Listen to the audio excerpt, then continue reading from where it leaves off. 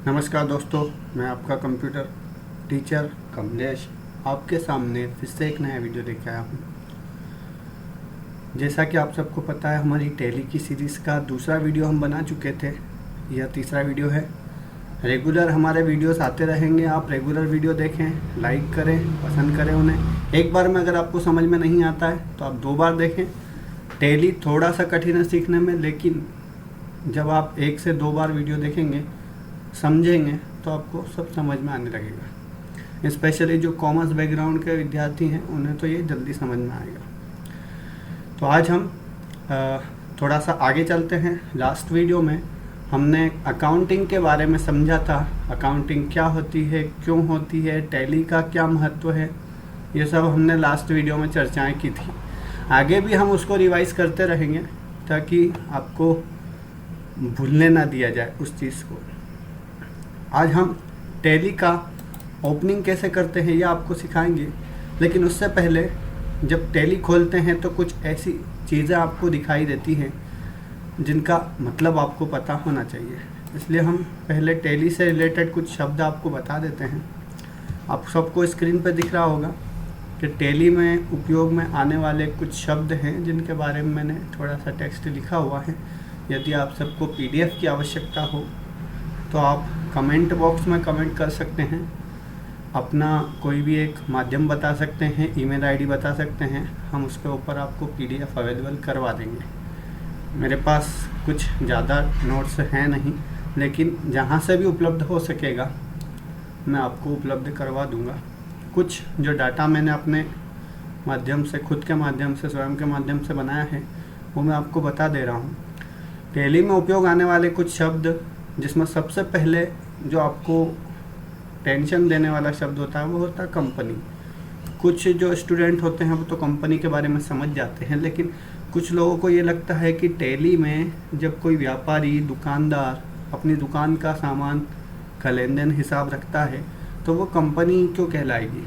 लेकिन यहाँ पे हम आपको बता दें कि जब हम टैली में कंपनी की बात करते हैं तो कंपनी एक बड़ी कंपनी से लेके, चाहे वो रिलायंस इंडस्ट्रीज़ जैसी बड़ी कंपनी हो या चाहे किसी छोटी व्यापारी का एक छोटा सा व्यापार हो, चाहे वो 50,000 रुपये से शुरू किया गया व्यापार ही क्यों ना हो, ये सारी चीज़ें क्या होती है, कंपनी कहलाती है। यह आवश्यक नहीं है कि कोई बड़ी कंपनी ही हो, उसी हिसाब से टैली का सॉफ्टवेयर माध्यम से किया जाए। छोटी जो व्यापार होते हैं, छोटी दुकानें होती हैं, उनका हिसाब किताब भी हम टैली के माध्यम से रख सकते हैं। अतः जब भी हम टैली पर व्यापार का लेखांकन शुरू करते हैं तो वह हमारे छोटे से लेकर बड़े व्यापार तक का हिसाब व्यवस्थित रखने में काम आता है। तो आप सबको समझ में आ गया टैली क्या होता है। टैली जो है, टैली के अंदर कंपनी सबसे पहले आपको बनानी होती है। कंपनी मतलब आपका जो भी व्यापार है, जिसका आप लेन देन का हिसाब रखना चाहते हैं टैली अकाउंट में, तो टैली के अंदर सबसे पहले आपको कंपनी बनानी पड़ेगी। मान लीजिए आपका छोटा सा मोबाइल का शॉप है, तो आपको मोबाइल के लिए अपनी दुकान के नाम से एक कंपनी बनानी पड़ेगी, क्रिएट करनी पड़ेगी। इसमें एक से ज़्यादा कंपनियां भी हो सकती है। माना कि कोई व्यक्ति सीख रहा है तो वो एक से ज़्यादा कंपनियां बना के, जैसे एक बार मोबाइल की कंपनी बना के वो सीखेगा टैली, और उसके बाद कभी कभी ऐसा हो सकता है कि वो किराना की दुकान का अकाउंटिंग सीखे, उसमें कुछ अलग डाटा होता है। तो इस तरह से आप एजुकेशन मोड में काम करते हुए विभिन्न प्रकार की कंपनियां बना सकते हैं। इसके अलावा कभी कभी ये होता है कि कोई अकाउंटेंट होता है जो टैली पर काम करने में एक्सपर्ट होता है। जैसे कि आप लोग यदि टैली कल से सीख जाते हैं तो आप मार्केट में जाकर टैली का काम करेंगे दूसरे लोगों के लिए, दूसरे व्यापारियों के लिए। तो हो सकता है आपके पास एक से ज़्यादा कंपनियों का काम हो, एक से ज़्यादा दुकानदारों का काम हो। इसके लिए आपको अपने कंप्यूटर में अलग अलग कंपनियों का रिकॉर्ड रखना होगा। तो वहाँ भी आपको अलग अलग कंपनियाँ बनानी होगी। जो आप बनाएंगे क्रिएट कंपनी, ठीक है। जब भी कंपनी के लिए आपको जाना होता है तो क्रिएट कंपनी पर जाकर हम क्रिएट करते हैं, बनाते हैं। और यदि आपको कंपनी यहाँ पे बनी हुई है तो आपके सामने यदि ये स्क्रीन आती है तो आपको सिलेक्ट कंपनी करना होता है। जब हम टैली खोलते हैं तो सबसे पहले हमारे पास गेटवे ऑफ टैली नाम की एक स्क्रीन आती है, ठीक है। यहाँ पे लिखा है गेटवे ऑफ टैली, और इस गेटवे ऑफ टैली के अंदर ही सारी जो मेन डिटेल्स होती हैं वो दिखाई देती है। यहाँ पे लिस्ट ऑफ सिलेक्टेड कंपनीज है। अभी हमने केवल कंपनी को ओपन किया है, टैली को ओपन किया है, कोई कंपनी ओपन नहीं की, इसलिए यहाँ पे खाली चीज़ आ रही है। नेम ऑफ कंपनी में कुछ भी नहीं है, data of last entry, date of last entry कुछ भी नहीं, करंट डेट भी नहीं दी हुई है। यहाँ पे करंट पीरियड लिखा है, पीरियड के बारे में भी हम समझेंगे अभी, और करंट डेट लिखी हुई है।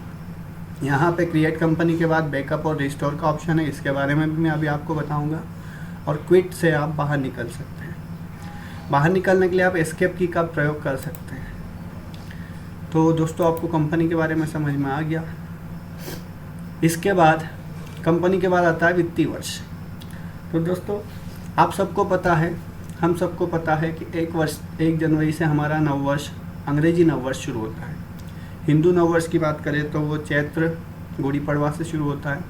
लेकिन जब हम लेन देन की बातें करते हैं, जहाँ वित्तीय मामलों का काम आता है, वहाँ पे लेन देन में लेखांकन की जब बात करते हैं तो यहाँ पर एक वित्तीय वर्ष की जो शुरुआत होती है भारत देश में वो 1 अप्रैल से होती है और 31 मार्च को यह समाप्त होता है। आपने कई जगह पे देखा होगा बैंकों की जो हालत होती है या कई भी वित्तीय संस्थान होते हैं, उनके अंदर आप जब काम से जाते हैं मार्च के महीने में, तो वहाँ पे आपको कई सारे कामों के लिए तो मना भी कर दिया जाएगा या वो अति व्यस्त आपको दिखाई देंगे, क्योंकि 31 मार्च वित्तीय वर्ष का अंतिम दिन होता है और तब तक उनको पिछले साल के सारे लेन देन निपटाने होते हैं। सभी का पूरा हिसाब किताब करना होता है हर वित्तीय संस्था को अपना, इसलिए 31 मार्च तक वो बेहद बिजी रहते हैं। टैक्स कंसल्टेंट, वकील से लेके तो वित्तीय संस्थाओं तक सभी बिजी होते हैं और अपना कामकाज पूरी तरह से ख़त्म करने के बारे में सोचते हैं। ठीक है, तो वित्तीय वर्ष, जब भी हम बात करेंगे वित्तीय वर्ष फाइनेंशियल ईयर की, तो 1 अप्रैल से 31 मार्च तक वो होता है। 31 मार्च के बाद फिर हम 1 अप्रैल से नए वित्तीय वर्ष में प्रवेश कर जाते हैं, फाइनेंशियल ईयर में प्रवेश कर जाते हैं। वहाँ पे आपको अलग से फिर आपका साल का टैली करना होता है, लेन देन का हिसाब किताब रखना होता है। इसके बाद बही खाता, यानी कि खाता बही, इसको उल्टा भी बोल सकते हो, सीधा भी बोल सकते हैं। इसको बोलते हैं इंग्लिश में अकाउंट्स बुक या बुक्स बोल सकते हैं। तो बुक जो होता है वो हमारा खाते होते हैं। खाते मतलब जिसमें हम लिखा पढ़ी करते हैं। पुराने ज़माने में जब अकाउंटिंग सॉफ्टवेयर नहीं हुआ करते थे, तब हम एक लाल कलर के रजिस्टर में ये सब काम करते थे और उसी के आधार पर उसको बही खाता या खाता बही बोलते थे और इंग्लिश में बुक बोलते थे। इस बुक में सभी प्रकार की एंट्री होती है।